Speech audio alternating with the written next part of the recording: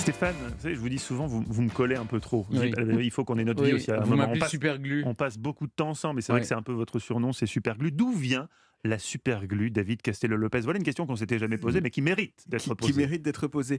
On en a parlé avec Olivier tout à l'heure, mais vous vous souvenez, Mathieu, Stéphane, de la pub pour la Superglu qui passait à la télé dans les années 80? Ah bien sûr, je m'en souviens de cette pub. Mais oui, Stéphane, ça vous dit quelque chose, la pub pour la Superglu? Mais On si, mettait Stéphane. trois gouttes de colle sous les chaussures du gars, on le mettait au plafond et il Ah tenait. oui, ouais, ça il y avait oui. écrit, Ça oui. il y avait écrit réalisé sans trucage. Réalisé sans trucage. Je vous propose de l'écouter, cette Oh oui. pub. maintenant. Ah oui. Pour vous démontrer l'incroyable efficacité de la nouvelle Code Superglue 3, je me suis collé au plafond. Il suffit de compter jusqu'à 5. 1, 2, 3, 4, 5, lâchez. Et pas de temps. On peut applaudir.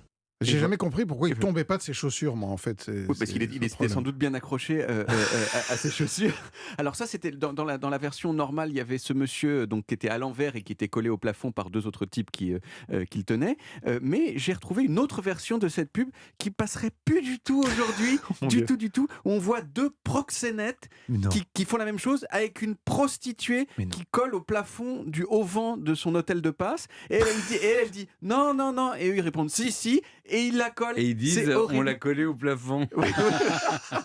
C'est vous le scénariste, c'est un peu le scénariste de la pub. C'est une Stéphane expression Bern. assez vulgaire, Ah oui. mais voilà, qui au moins est Exactement. Et c'est Au premier propre degré, au là. figuré. Là. et c'est l'ambiance des années 80. Je sais pas, ça avait l'air de passer à l'époque, ça ne passerait plus du tout aujourd'hui. Et Effectivement. moi, donc, je regardais ça quand j'étais petit, enfin la version soft, hein, et j'étais complètement fasciné. Alors Moi j'ai aussi. demandé à mon père d'acheter de la Superglue, ce qu'il a fait. Et pour pas que je fasse n'importe quoi avec, il l'a rangé très haut dans son bureau sur une étagère très haut. Sauf que moi, j'ai réussi à monter jusqu'à l'étagère en question.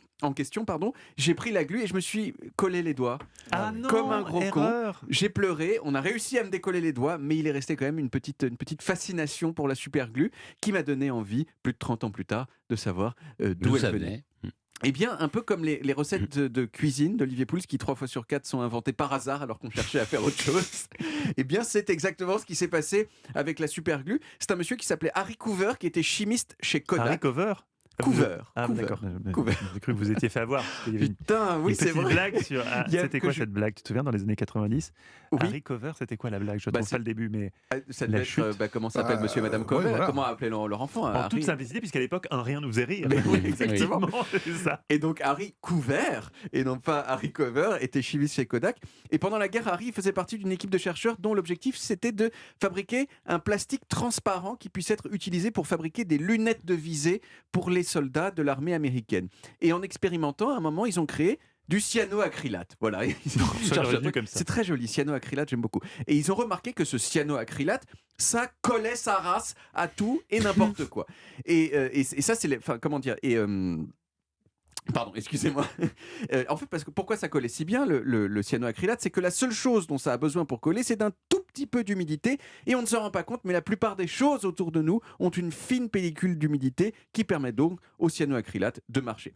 Donc Harry s'est dit, bon, bah, ça sert à rien pour faire des lunettes de visée, ça, de ce là, et il a un peu oublié le cyanoacrylate, mais 6 ans plus tard, on lui a demandé une nouvelle chose, c'était de trouver un matériau sympa qui résiste à la chaleur pour utiliser dans les cockpits d'avions de chasse. Et avec son équipe, ils ont testé des centaines et des centaines de produits avec un appareil qui s'appelle un réfractomètre. J'ai essayé de comprendre exactement ce que c'était. C'est compliqué, donc je vous le passe. Vous faites de beaux efforts pour cette chronique quand même. hein. Et le 910e produit, parce que je me dis toujours qu'on va peut-être me poser la question, c'est genre, c'est quoi un réfractomètre? Voilà, bon bah là, je ne sais pas. Voilà.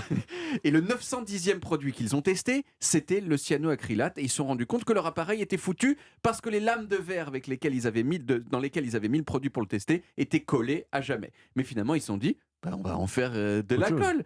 C'est un peu bizarre que ça leur ait pris autant de Autant temps de temps de réaliser. de Bah oui, parce qu'on voit bien un réaliser truc qui que colle. Bon. voilà, mais bon, en tout cas c'est comme ça a pris 6 ans.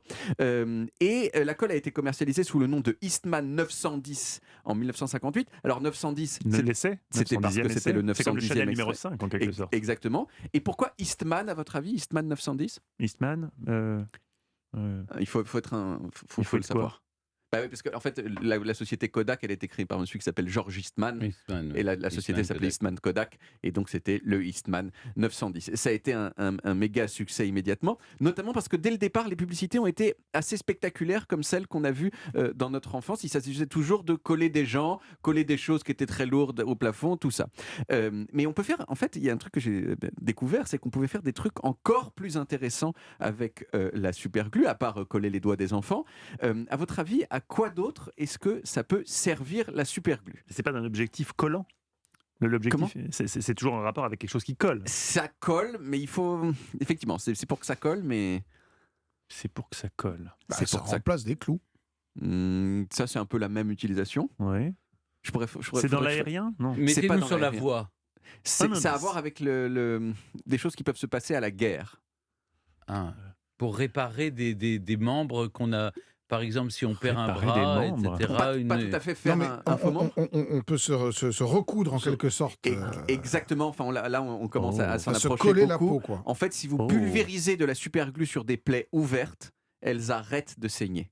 Et donc, Oui, mais ça doit pas être bon non plus. En tout cas, c'est beaucoup mieux que C'est de se que vider, de saigner. que de se vider entièrement de son sang, parce que c'est une des principales raisons pour lesquelles les gens meurent sur le champ de bataille. C'est pas qu'on a touché des organes vitaux, c'est qu'ils se vident de leur sang très vite. Donc il y a un truc très important. La superglue, clac. Paf, et à partir de la guerre du Vietnam, la superglue a été utilisée sur les champs de bataille pour arrêter des hémorragies en attendant de pouvoir traiter les plaies. Et aujourd'hui encore, c'est même utilisé pour souder des vaisseaux sanguins dans certaines opérations de chirurgie. Donc vous voyez, cet objet Moi, si du je vois le quotidien, chirurgien qui prend un pot de superglue, je peux dire que j'ai pas confiance.